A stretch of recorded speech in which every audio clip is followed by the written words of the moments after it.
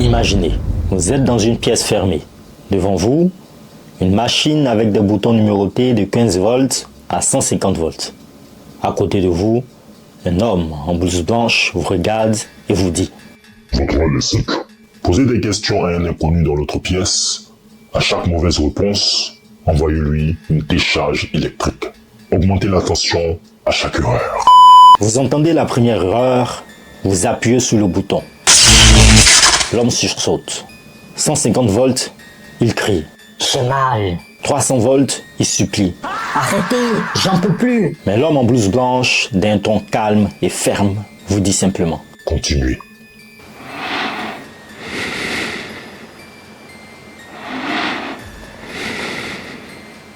Vous pensez sûrement que jamais vous n'irez jusqu'au bout, mais en 1961, un psychologue a prouvé que la majorité des gens obéissent, même si cela signifie faire souffrir quelqu'un. Aujourd'hui, on va parler d'une expérience qui a choqué le monde. L'expérience de 1000 grammes.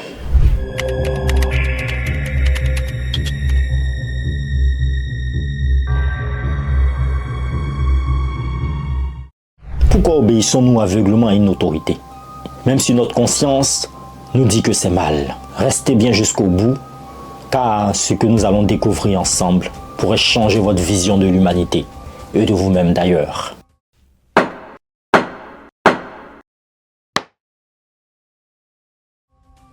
Nous sommes en 1961. À Jérusalem, un homme en costume sombre se tient droit dans une cage de verre. Il s'appelle Adolf Eichmann, un haut fonctionnaire nazi, responsable de la déportation de millions de personnes pendant la Seconde Guerre mondiale.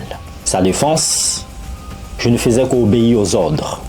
C'est ce procès qui pousse un psychologue américain, Stanley Milgram, à se poser une question qui fait froid dans le dos. Est-ce que l'obéissance peut pousser n'importe qui à commettre l'irréparable?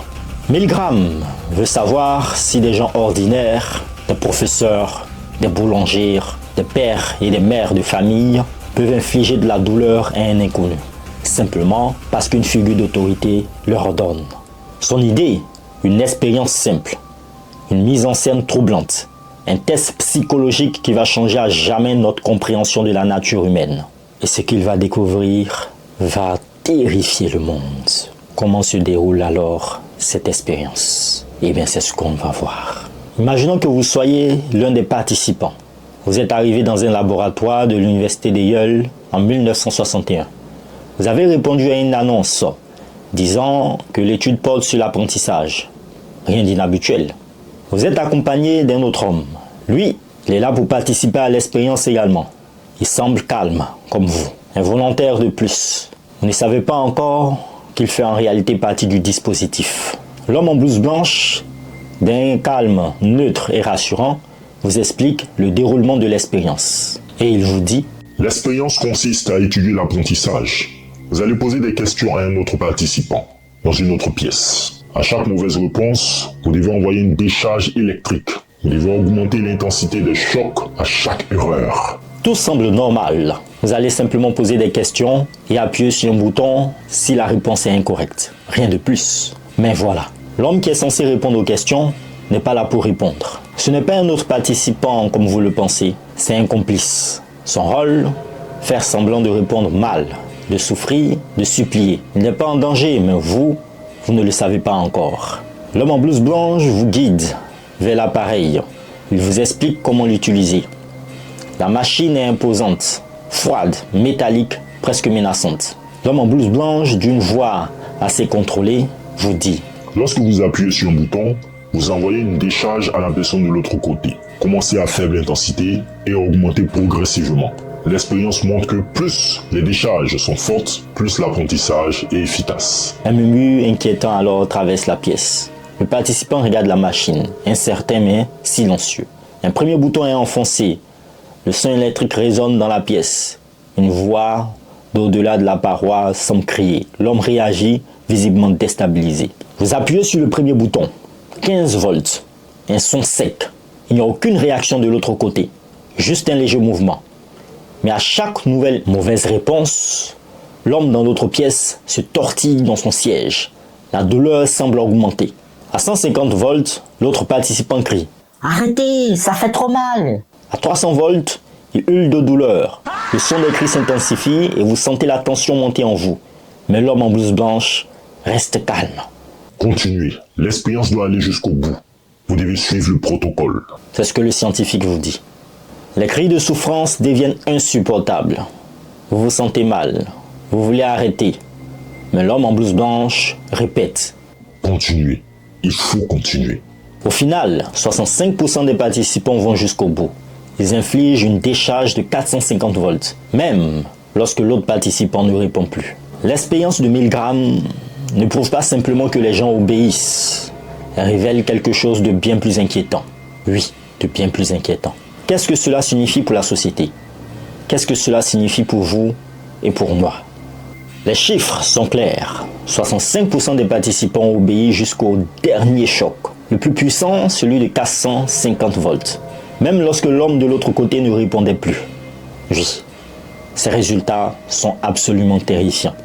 Ce qui est encore plus choquant, c'est que de nombreux participants, malgré leur angoisse et leur malaise, ont continué d'appuyer sur le bouton. Certains se sont même tournés vers l'homme en blouse blanche, visiblement stressés, cherchant à savoir s'ils devaient vraiment aller plus loin. Ils s'interrogent. Mais l'autorité, cette voix calme et ferme, les poussait à aller toujours plus loin, malgré leur volonté de s'arrêter. Ils se soumettaient à l'ordre de la figure d'autorité. Le plus choquant, c'est qu'aucun participant n'a réellement cru qu'il était en train de tuer quelqu'un. La distance psychologique entre eux et la souffrance de l'autre, couplée à l'autorité qui les poussait, les a rendus capables de dépasser leur propre morale. Mais il y a eu des exceptions. Quelques-uns qui se sont arrêtés avant d'infliger la décharge maximale. Leur conscience, leur instinct humain les a poussés à refuser de continuer. Mais ils étaient une minorité et une minorité. Ce qui est encore plus troublant, c'est que les résultats de cette étude ont révélé que des personnes très différentes, venant de tous horizons, étudiants, travailleurs, même des professeurs d'université, obéissent aux mêmes ordres de manière aussi mécanique. Et vous, qu'auriez-vous fait? Auriez-vous été dans les 35% qui se sont rébellés ou dans les 65% qui ont obéi de manière instantanée? Ce que Milgram a découvert n'est pas simplement une expérience de psychologie. Il a révélé une vérité dérangeante sur l'être humain. L'obéissance à l'autorité peut, dans certaines conditions, annihiler nos principes les plus profonds et nous conduire à des actes que nous jugerons inacceptables dans d'autres circonstances. Alors pourquoi avons-nous tendance à obéir, même lorsque nous savons que cela pourrait être nuisible à autrui? Milgram n'a pas seulement testé la soumission à l'autorité, il a mis en lumière le véritable visage de l'obéissance aveugle. Alors, pourquoi c'est encore d'actualité cette question? Oui, parce que c'est encore d'actualité. L'expérience de Milgram a été menée il y a plus de 60 ans, mais elle résonne encore aujourd'hui dans nos sociétés. En fait, ces conclusions sont aussi pertinentes que jamais. Le monde d'aujourd'hui est encore dominé par des structures de pouvoir et d'autorité. Et la question qui se pose, c'est, face à ces autorités, serions-nous toujours capables de nous interroger, de résister, ou allons-nous, comme l'expérience de Milgram, obéir aveuglement? Que ce soit dans les régimes autoritaires, des situations de guerre, ou même des institutions civiles, l'obéissance à l'autorité est omniprésente. Les ordres sont donnés et la masse obéit. Dans un environnement comme les armées, les écoles, les entreprises, ou même dans les prisons, des milliers de personnes obéissent sans réfléchir. Elles se soumettent à des ordres, même quand ils vont à l'encontre de leur propre jugement moral. Prenons des exemples actuels. Des militaires suivant des ordres de violence dans des conflits armés, des employés d'entreprises décidant de fermer les yeux sur des pratiques morales, des citoyens acceptant des décisions politiques sans remettre en question leur légitimité. Et vous, aujourd'hui, dans votre vie de tous les jours, seriez-vous capable de dire non, d'arrêter de suivre les ordres lorsque vous sentez que quelque chose ne va pas? Mais il y a aussi une bonne nouvelle. L'étude de Milgram montre que l'obéissance aveugle n'est pas une fatalité. Il existe des conditions dans lesquelles les individus peuvent choisir de résister et de se rebeller. Le contexte, l'éducation, la culture du doute, et de la remise en question peut faire toute la différence. Les sociétés qui encouragent la pensée critique, qui valorisent la résistance civile, permettent à leurs citoyens de ne pas tomber dans le piège de l'obéissance aveugle. Si l'obéissance aveugle peut mener à des atrocités, la réflexion, la remise en question et la résistance à l'autorité sont les fondamentaux d'une société plus juste, plus consciente. Alors, l'expérience de Milgram nous invite à repenser notre propre place dans la société. L'obéissance aveugle peut sembler naturelle, mais ce n'est pas une fatalité. L'histoire et l'évolution des sociétés humaines montrent que l'on peut choisir la résistance, le questionnement et la rébellion face à l'injustice. Aujourd'hui comme hier, la question est la même. Sommes-nous prêts à dire non lorsque la situation l'exige? Sommes-nous prêts à défendre nos principes, même contre l'autorité? Le pouvoir de l'obéissance est réel, mais le pouvoir du refus, de la résistance et du questionnement l'est tout autant. L'expérience de Milgram nous a montré une vérité universelle. Face à l'autorité, notre instinct obéit et cela peut nous mener à des décisions que nous n'aurions jamais pu prendre. Mais cette vérité n'est pas une fatalité. Nous avons le pouvoir de choisir. Choisir de remettre en question ce qui nous est imposé. Choisir d'écouter notre propre conscience et non l'autorité aveugle. Chaque décision que nous prenons dans notre vie, même la plus petite, peut être une opportunité de résister à l'injustice, de remettre en question l'autorité, de défendre notre humanité.